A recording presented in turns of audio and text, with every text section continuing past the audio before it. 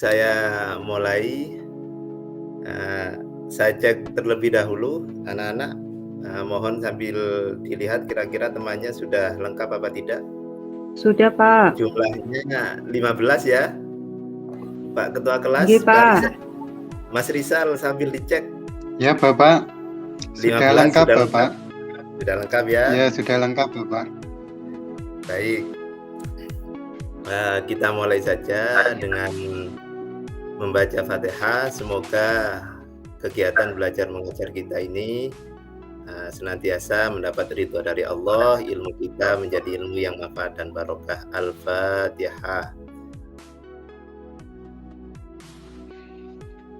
Selanjutnya anak-anak melanjutkan pertemuan sebelumnya. Ada yang masih ingat kira-kira apa sebelum ini?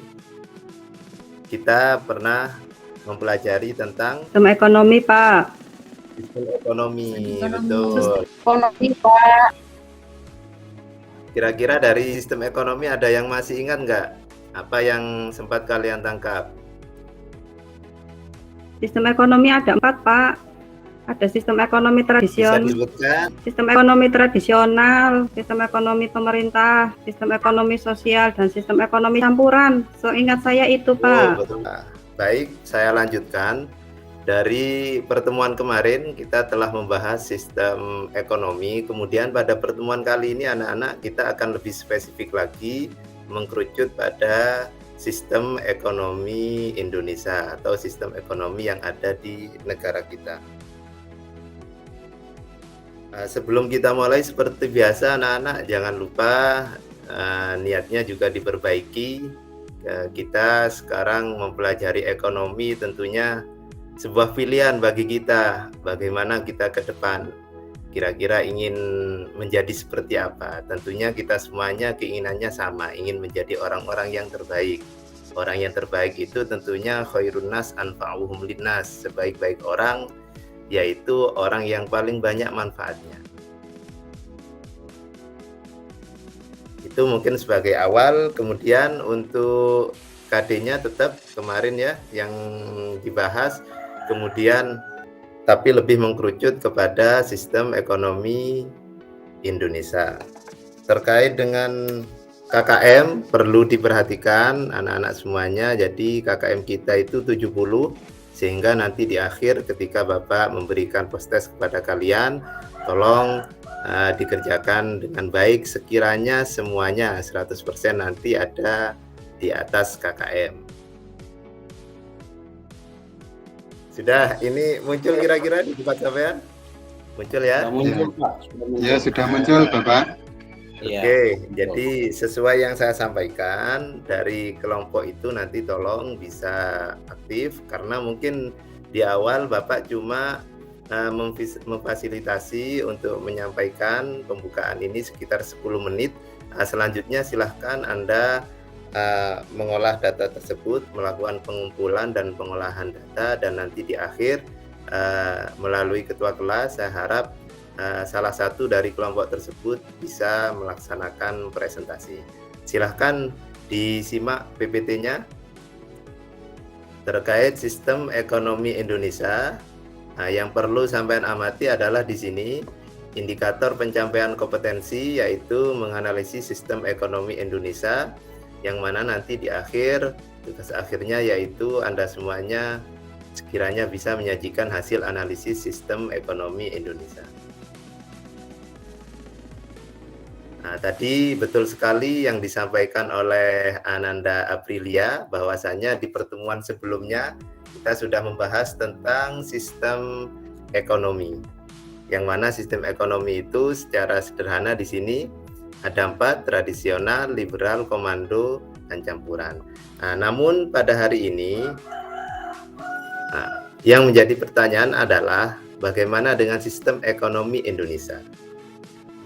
Kira-kira sebelum saya melanjutkan, ada yang sudah mempunyai bayangan bagaimana kira-kira sistem ekonomi Indonesia? Boleh menjawab, Bapak? Silahkan, Mas Rizal.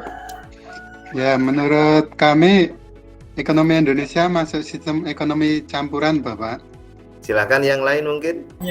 Saya, Pak. Oh iya, iya, silakan. Yang saya tahu sistem ekonomi Indonesia itu sesuai dengan Pancasila. Ada yang mau menambahkan mungkin? Iya, Pak. Nah, Kalau gimana? menurut saya, sistem ekonomi Indonesia itu sistem ekonomi campuran sama komando maksud saya, Pak. Jadi kami awali dengan 3 pertanyaan dan selanjutnya silahkan nanti Anda mengamati tayangan video dan juga melakukan pengolahan data dari berbagai sumber yang sudah Bapak sediakan di link yang ada di grup WA. Nah, pertanyaan mendasarnya anak-anak, pertama, bagaimana sistem ekonomi Indonesia sebelum dan sesudah kemerdekaan? Nah, tentunya sebelum dan sesudah kemerdekaan ini kalau sampai lihat dari sejarah itu ada perbedaan ketika sebelum merdeka dengan sesudah merdeka. Yang kedua, pertanyaan yang kedua, bagaimana karakteristik perekonomian Indonesia menurut Undang-Undang 1945? Dan yang terakhir, bagaimana penerapan pelaksanaan sistem ekonomi Indonesia? Itu sebagai awalan dari Bapak. Selanjutnya silahkan sebelum masuk kepada diskusi kelompok, silahkan disimak terlebih dahulu tayangan video berikut ini. Halo Sobat Nusantara, pada kesempatan ini kami akan memberikan sedikit pencerahan tentang perekonomian di Indonesia pada era Soekarno, Soeharto, SBY, dan Jokowi. Wah, pasti penasaran kan? Mari kita simak informasi selanjutnya. Yang pertama, era Presiden Soekarno. Masa kepemimpinan Soekarno merupakan masa perbaikan pasca penjajahan. Pada masa pemerintahannya, Presiden Soekarno menggunakan sistem ekonomi liberal. Dan yang keempat, era Jokowi. Selama lebih dari 3 tahun, Jokowi gencar dalam pembangunan infrastrukturnya. Perekonomian tetap maju walau tidak signifikan di tengah gejolak sara dan kepentingan politik. Jokowi menerapkan sistem ekonomi kerakyatan seperti pada masa SBY juga loh. Pada masa Jokowi ini, pertumbuhan ekonomi di Indonesia mencapai 5,01% di tahun 2017 yang bisa dikatakan relatif stagnan dengan tahun sebelumnya. Kira-kira itu anak-anak untuk tampilan video. Nah, ini semuanya mulai dari video, PPT, LKPD, materi ajar dan lain sebagainya. Itu silahkan nanti dalam forum diskusi itu bisa diakses di link yang ada di atas ini ya. Nah, selanjutnya anak-anakku, berbekal dari tayangan video ini dan juga 3 pertanyaan awal tadi itu dari Bapak, silahkan Anda mulai masuk kepada forum diskusi antar kelompok. Saya beri waktu 20 menit dan nanti untuk selanjutnya dari hasil diskusi itu nanti ada perwakilan dari satu kelompok untuk memaparkan dan kelompok yang lain bisa untuk memberikan pertanyaan dan juga tanggapan. Kira-kira dari ini sudah paham atau mungkin ada yang mau ditanyakan? Oke, untuk selebihnya gini ya, supaya waktu diskusi Anda ini juga lebih efektif, agak lama. Nah, untuk bahan yang mungkin tidak ada dalam video, nanti silahkan dicek di bahan ajar.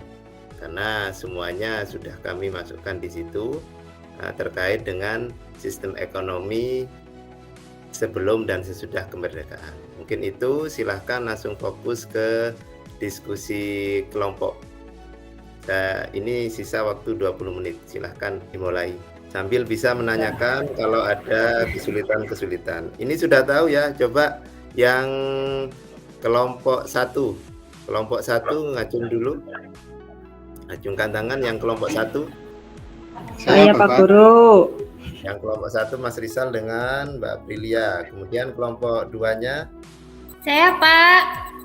7 dengan Bu Ratna. Kemudian yang berarti yang terakhir Mbak Ana ya. Itu kelompok terakhir Mbak Ana dan kawan-kawan. Silahkan fokus kepada diskusi sambil kalau ada yang perlu ditanyakan bisa ditanyakan langsung di forum ini. Oke, kami rasa cukup. Selanjutnya kami mohon kepada perwakilan kepada kelompok 1 untuk bisa memaparkan hasil diskusi kelompoknya. Kami persilahkan Mas Rizal dan kawan-kawan. Ya, baik Bapak. Saya mewakili kelompok 1 mau mempresentasikan hasil diskusi selama 20 menit tadi ya Bapak. Nah, kelompok 1 itu diminta membahas tentang sistem ekonomi sebelum Indonesia merdeka dan setelah Indonesia merdeka ya.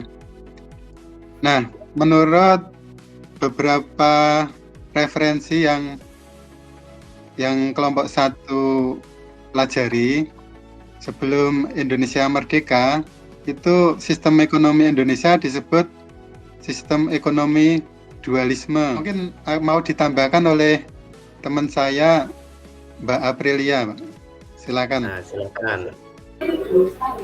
Ya, mungkin intinya sama. Sistem pemerintahannya, sistem ekonomi, kemudian berganti sosial. 1 kami persilahkan kepada kelompok 2 dan 3 untuk memberi tanggapan atau bisa memberikan pertanyaan. Kami persilahkan. Saya masih belum jelas tentang ini Pak, sistem ekonomi Pak Jokowi dan Pak SBY, perbedaannya intinya ada di mana Pak? Saya mau menjawab sedikit Pak. Oke, silahkan. Kalau dibandingkan dari tiap periode atau dari tiap masa pemerintahan, sebetulnya sistem ekonomi Indonesia itu menurut saya sama aja, tapi ada pengaruh dari pemerintahnya itu sendiri, apakah dia lebih condong ke barat atau lebih condong ke timur. Sedikit menambahkan Bapak, Silakan. untuk pada pemerintahan SBY itu banyak diberikan bantuan-bantuan seperti BLT, dana BOS, kemudian mampu untuk mengembalikan dana yang pinjaman itu IMF itu sekitar 3, berapa triliun tadi itu. Terus kemudian Mungkin itu untuk pemaparan dari kelompok 1, kita berikan aplaus kepada Mas Rizal dan kawan-kawan.